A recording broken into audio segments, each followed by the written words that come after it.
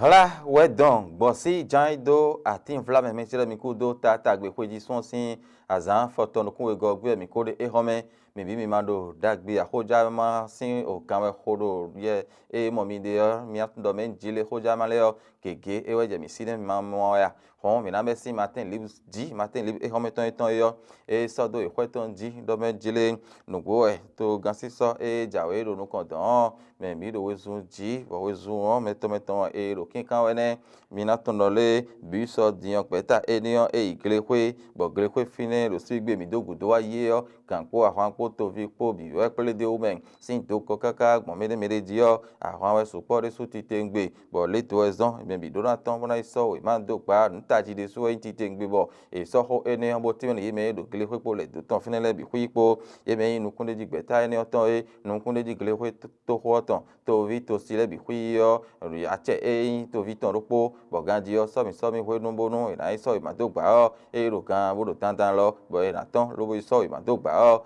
bi so zonji lo bo ti menu to si e ro fenele bo da me mi do menjele de ni de to vi for dagbero asane on gbede ji martin libre e do ho enion e le pla mi bante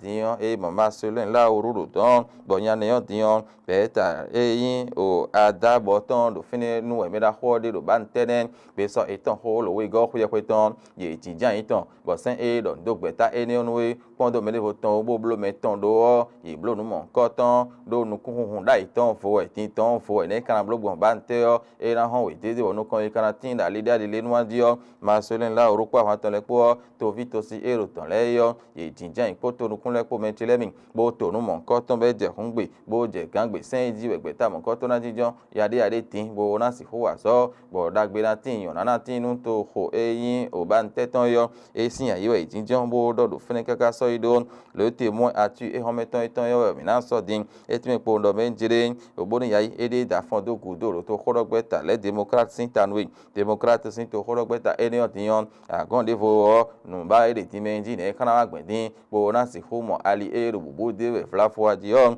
le témoin atu e we do eni o mentelemi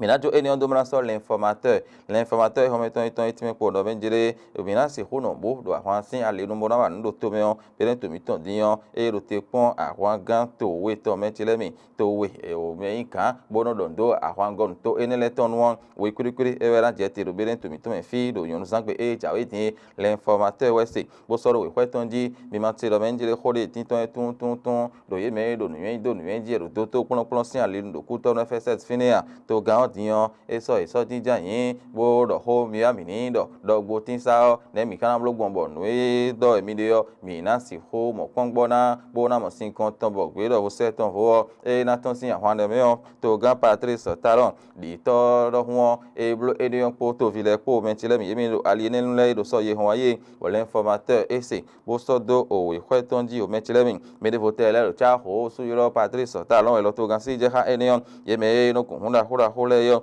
ye boro se me krake don le yo nde tin boro dije ro ton pour l'informateur ici ro ton e me tile me yo a boro to ho su yo to gan do menjile ni ve kenklen lobo wa logo nu emi se me krake mi nango sin paraku e pla mi me tile mi etime po do menjile kan so hata ton ga me don o bilal yakubu ye dion e la ple to vito sile bona ti me do menjile nu do kan ji we yon to video po tin yon e do na iso e ma do gba nu asane yon wa bo le to esen ka rwande afọmọ koton ro to me me na ho ezonji boti me kaka soido metilemi parakuwa bien jodo mana sol la nouvelle tribune e tian etime pondo menjile be do fo seton fo e don attention ahwan me le do zombo wa mi na jinja imbodo se amando patrice talon e blon mon koton po ye to e do we ma plan do ali ne no po e jinja imbodo hobo to no ha e bonon no kon ina si hutinyo la nouvelle tribune e se bodo e neon nouvelle tribune do po pla mi la lo etime pondo menjile la lo tin e kodo to pon la kan de fo e koro to kon la gan de foro ton do matin ton menjire o so mi kudo no hodo no gegetin do ko do san le numero tintin we ro ton a tiyan pelagie go huin no e eneon don joja eneon e we so din bo e to kon la gan do la lo sin to ho ta no to kon la gan eneon tiyan e ran dia zo o khla do e ko so jinjo asin ko ton so ye hon aye bo hoja ma le bi we won pele do filo nouvelle tribune no hode do go te so e ten da garde ti me do menjile yonu we na no asin ko dedeji do to mi to me fi diyan nu kon e do yi we na me me chile mi pe la ji go hin e we be azo di khla do to kon la e yin la lo ton sin ta do fune bo ko jara ma e do me chile mi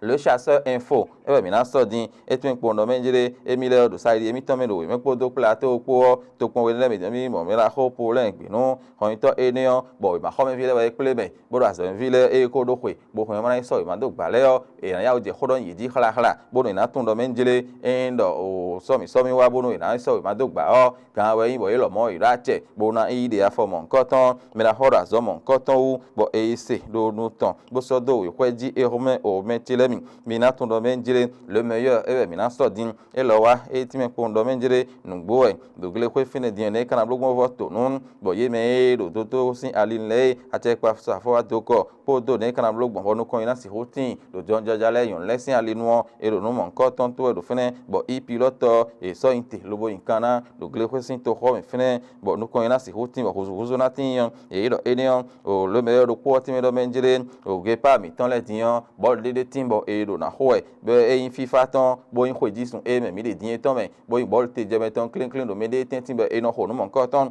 ke pa mi ton ro ko bol ko to ne le ko aton e be o ge not ro e ko tian din e ti me ko do men jile o Palestine ko do Guinée ko e ho bol lo ha gbe Guinée o ke pa mi ton le ja me chile mi e wezon ke not ro e no klon bol ye e ko to bol ko gbe ta ton le ho to ko gbe ta démocrate dion ye de e na din dion pe so gen to ton ro non do segbe jawe borayin khojisun sin azan ko no po go gbe yo democrat le dion e na blo to ple ken da horopo e do hore mi se mi na so to ben mi la bu sol e ho meton yo e we mi na so din e ti mi do menjire do kan so ka tan ton go me to mi ton fi yo jinjan botin men me le to ezon to vi do na zerwe bo na so ma do gba e so mi wa do to re me gbon yo e ro tin ti me do o fine bo la bu sol e sin bo so do o e hwe ton di o mentile min